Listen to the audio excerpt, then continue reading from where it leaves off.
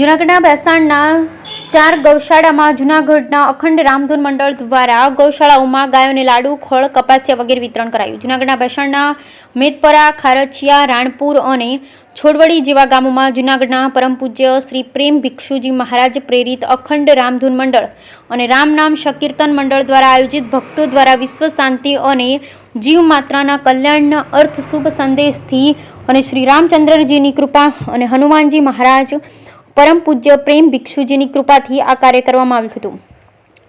જૂનાગઢનું અખંડ રામધૂન 24 કલાક નિર્ધારિત છે. આ મંડળ સતત 28 વર્ષથી આવા કાર્ય કરી રહ્યું છે. અખંડ રામધૂન મંડળ દ્વારા આ વર્ષે જૂનાગઢ જિલ્લાની 17 ગૌશાળામાં અનાજ, કઠોળ, કપાસિયા, લાડુ જેવી અનેક વસ્તુ ગાયોને ખવડાવી ધન્યતા અનુભવી. આ તકે મોટી સંખ્યામાં મહિલાઓ અને પુરુષો જોડાયા અને જૂનાગઢના અખંડ રામધૂન મંડળના પ્રમુખ ડોક્ટર એમ રાવલ અને નિલેશભાઈ સાંગાની સહિતના તમામ સભ્યો હાજર રહ્યા. બ્યુરો રિપોર્ટ કાશમ હોતી. जी साहब.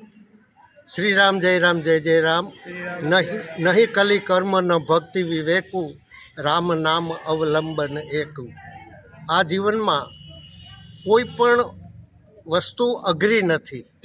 આપણે જપ તપ જ્ઞાન યજ્ઞ યોગ આ બધું કરીએ આપણે અઘરું સમજીએ નહીં, પણ એ સહેલું જ છે. પણ જ્યારે હૃદયમાં હામ હોય ને તો જ હૃદયમાં રામ વસે. એમ અમે જૂનાગઢ ખાતે હું ડૉક્ટર એમ રાવલ, ટ્રસ્ટી પરમ પૂજ્ય પ્રેમ ભિક્ષુજી મહારાજ પ્રેરિત અખંડ રામધૂન જૂનાગઢ છેલ્લા 28 વર્ષથી અવિરત ધૂન, એક સેકન્ડ પણ બ્રેક નહીં, શ્રી રામ જય રામનો આ વિજય મંત્રનું સંકીર્તન, આ એક જાપ યજ્ઞ અમે ફક્ત ને ફક્ત વિશ્વ કલ્યાણના હેતુ માટે જ અમે આ અર્પણ કરીએ છીએ.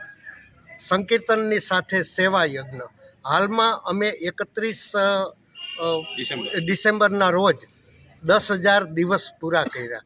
જે અનુસંધાને અમે સવિશેષ ધૂન ગોઠવેલી હતી અને આજુબાજુ તેમજ તાલાળા, વેરાવળ, પાનેલી અલગ અલગ જગ્યાએથી ધૂન મંડળોને બોલાવી અને એક આકર્ષિત સંકીર્તનનો કાર્યક્રમ અમે ગોઠવેલ.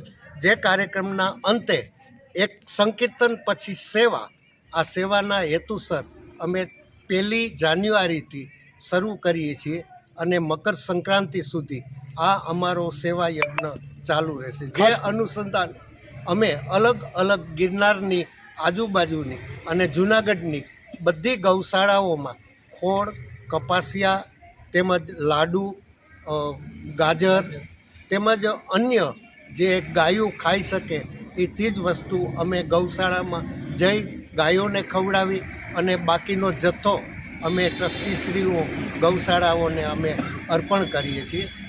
આ ફક્ત આ કાર્યક્રમના હેતુ પાછળ જીવદયા, એમ સંકીર્તન તો કરીએ એ તો સ્વ અને સમષ્ટિ માટેનું કલ્યાણ, પણ જીવદયા પણ રાખી અને જીવની પ્રત્યે એક સદભાવના, એક સદવિચારોથી કર્મ એપ્લાય કરી અને સેવા અર્પણ કરી. ખાસ કરીને જૂનાગઢથી નીકળ્યા પછી કઈ ગૌશાળા તમે લીધી? અમે ચોકલીની ગૌશાળા લીધી, પછી મેંદપરાની ગૌશાળા, ત્યારબાદ અમે છોડવડીની ગૌશાળા, બિલખા ગૌશાળા, ત્યાર પછી રાણપુરની ગૌશાળા, ખડિયાની ગૌશાળા અને નંદબાવા ગૌશાળા જૂનાગઢ. આ સાંજે 5 વાગે અમે નંદબાવાની ગૌશાળા આ સેવા યજ્ઞનો કાર્યક્રમ સંપન્ન કરીએ છીએ.